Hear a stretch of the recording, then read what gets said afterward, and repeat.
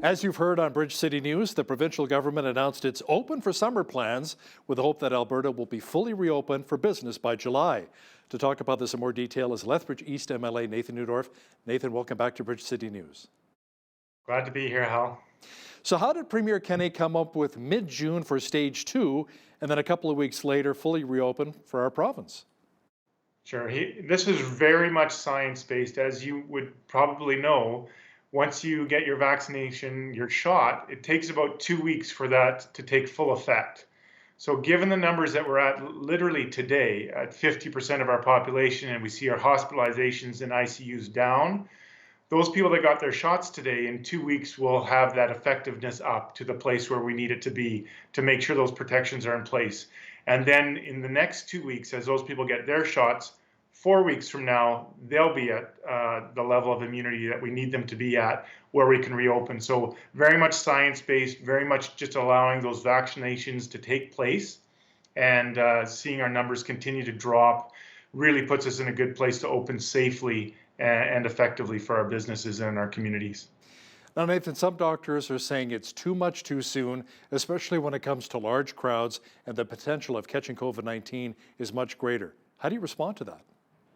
Well, I look around the world. I look at lots of other jurisdictions that have hit these thresholds of vaccinations. They've been through the spikes just like we have. And I look at them opening up now. They're slightly warmer. They're slightly ahead of us in terms of that. But we've taken a very cautious approach by watching what they've done. Many jurisdictions in the United States is opening without seeing spikes. They're going very, very well. They've had lots of people at different entertainment venues or professional sports venues without those outbreaks. The UK has seen a similar approach work very well for them. So we've really taken notes out of their playbook, tried to follow the same thing. We're quite confident with the warmer weather, with these restrictions that we've had for so long, with our vaccination rollout leading the nation. We're quite comfortable that we're going to hit these targets and be able to open up for a great summer. You know, and I know a lot of small business owners who can't wait as well for us to fully reopen so they can bring back a lot of their clientele, rehire a lot of the staff. As we know, many small to medium business owners have really struggled with the restrictions during the pandemic. Now, the province announced that the Relaunch Grant for businesses has been extended until June the 30th. Can you explain really how that works? Yeah, again, it's for businesses that have been hit the hardest, right? And they've lost 30% or more of their income. They can apply. They can receive up to 15% or a maximum of $10,000 for reimbursement. And I believe that they can apply 2 or 3 times, maybe even more than that now. It can't fully replace all that they've lost, but we're trying to help them out every way that we can to make sure that they can open up, they can get back to work, and hopefully they see a strong resurgence in local support for their businesses to gain that income back. It's been a tough time. We applaud how hard they've worked, but we want to see them get back on their feet. So what do you say to the business owners who lost everything, who had to close their doors, and they're not coming back? You must have talked to some of those business owners like I have right here in our community. I have. It's absolutely devastating. It's something I hope I never have to see again. It's not what I got into government for. I hope that every single one of them can find resilience and find their way back to ownership and small business. But really, there's no words to share with that kind of grief and what they've poured their life into.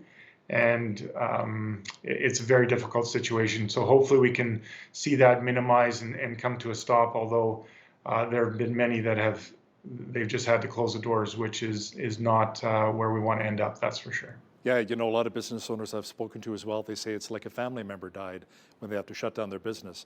A lot of these businesses have been around for 30, 40, or even 50 years. Now, Nathan, the Alberta government says more than 22,000 Albertans will be able to get back to work through the largest jobs training program in Alberta history. Can you explain how that works? Yeah, our government has dedicated $370 million, along with some part of that funding is from the federal government, to help people and help small businesses hire new people back and hire staff back. So this will supplement some of their wage.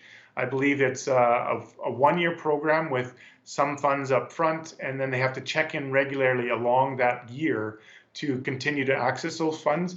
That's to really help those job creators do what they want to do, but giving them some support As you know, we've had a depressed economy.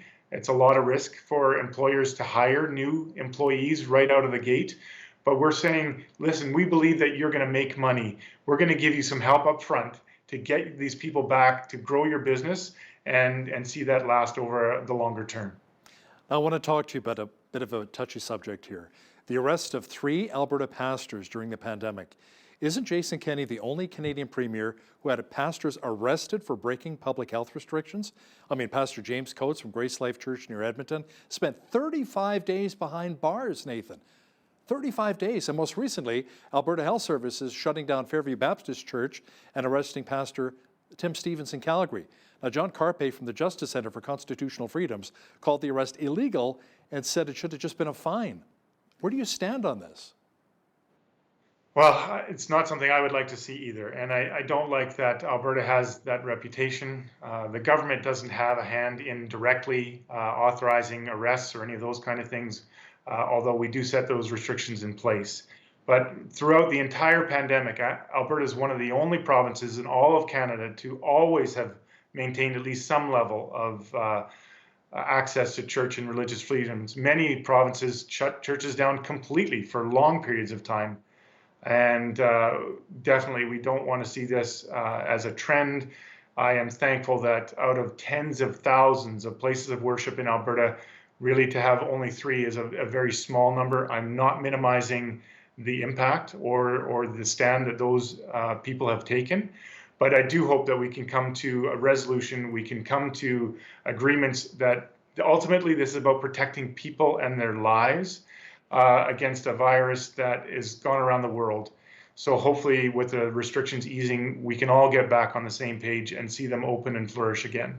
You know what's interesting too is when I had that conversation with Pastor James Coates from Grace Life Church, he said this isn't a decision he made on his own. He took it to the board, the elders, they all talked about it, they prayed about it, and the importance of talking to a lot of the congregation and reaching out to them, and the need in the community, especially during the pandemic, with anxiety levels and depression levels going through the roof, they needed to reach out and minister to them more than ever. So this wasn't just like an off-the-cuff thing that he decided to do. So that's what makes it tough, I guess, for you as well, being a believer, is like, you know, where do you stand on this and how do you go with it when they believe they were led by God?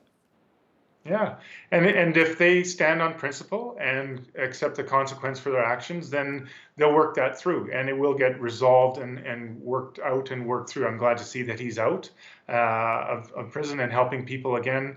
The government, that doesn't absolve the government from their responsibilities, which are trying to protect people's lives, and obviously a very challenging situation. Nothing new in the history of the world, Hal. I'm sure church and state have had conflicts before. But again, I'm looking towards the future, for better days, and those freedoms fully restored in every capacity. Yeah, open your Bible if you want to hear about more Christians being thrown in jail. You know, there are a few examples cited there too.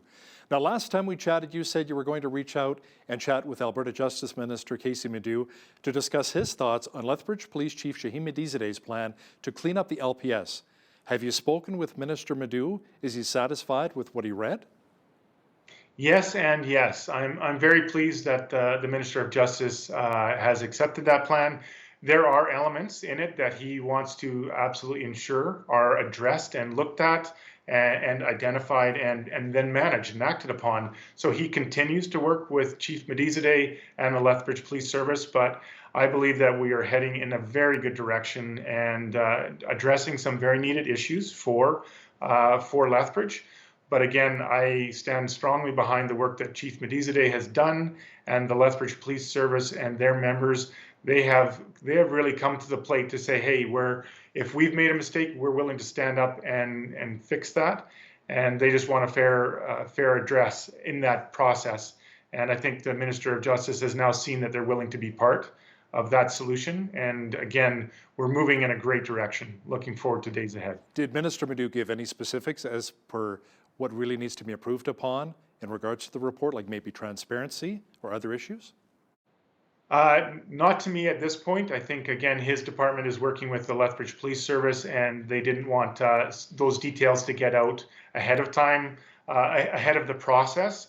So again, I'm not privy to that right now, but he is working closely with the Lethbridge Police Service and Chief Medizade, and I'm confident that the steps will be taken that need to be taken. Nathan, there's an advocacy group calling itself Moms Stop the Harm, which would like to see a certain amount of drugs decriminalized and more drugs made available to those who are battling addiction here in our city. What are your thoughts on both points as the opioid crisis continues in our region?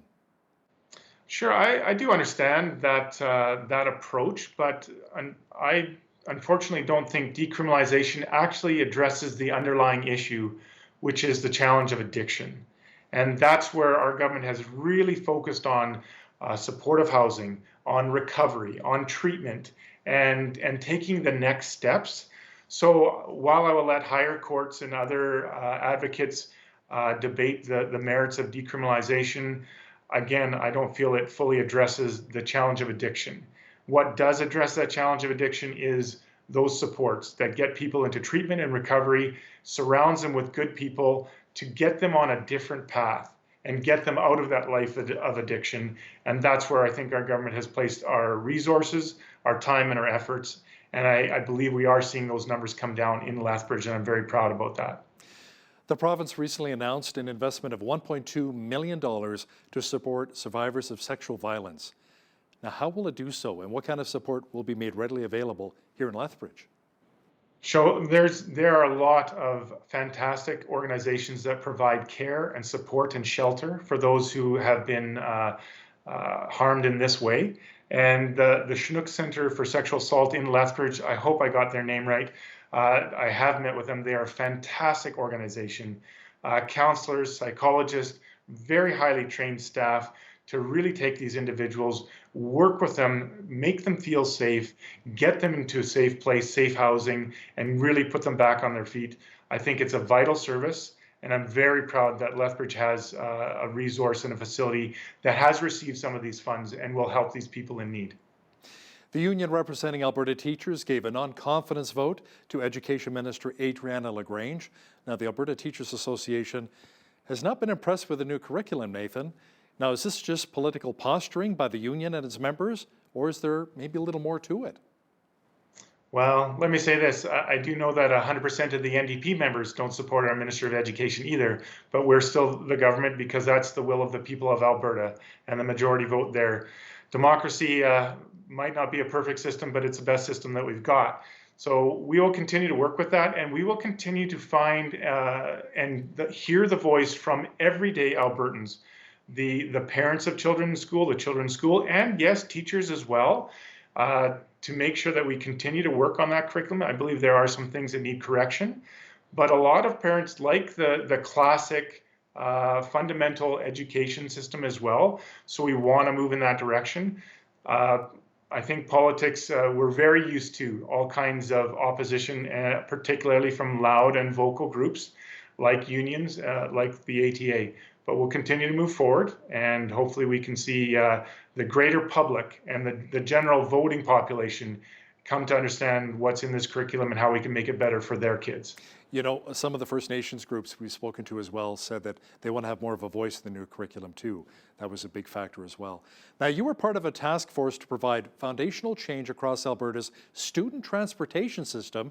Your group put a plan together to make improvements to student transportation while ensuring the safety of both drivers and students. Really explain what that will look like. Sure, that was an incredibly challenging project and yet very satisfying. We worked with a board of 23 individuals from all different walks of life in the educational system, from key people of the Edmonton Public School Board, all the way down into people from Lethbridge and area across our great province. So we looked at the challenge. Years ago, we would have lots of tiny schools all over the place. So literally kids would just walk down the street to their neighborhood school. As we've seen Alberta grow and our population increase, those school buildings don't migrate, they stay in the same place. So we've had to add to them. And now we have much larger schools, but people have to travel further. That's the inherent challenge here. So some of the suggestions put forward are twofold. One is, again, more schools in more locations so that travel distance is mitigated. But as well, realizing that there's no one size fits all.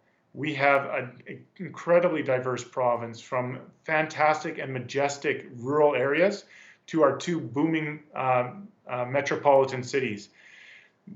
Very similar issues, whether it's safety or travel or time on the bus, but very different circumstances. So trying to thread the needle on all of those different aspects for the same topics was indeed challenging. We've put forward a number of recommendations that has been made public, and we'll continue to work that out, hopefully with some short-term goals, mid-term goals, and then longer-term goals.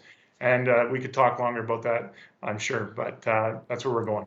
Nathan, I know you're a very busy MLA. You sit on how many committees? Like 15, 20 committees? Yeah, it's over 20 now. Not all committees, but over 20 appointments. Yeah. That's incredible. And now you're the new Caucus Chair for the UCP. Tell me a bit about that. Yeah, thank you very much, Hal. I appreciate that. Yeah, we've had challenging times.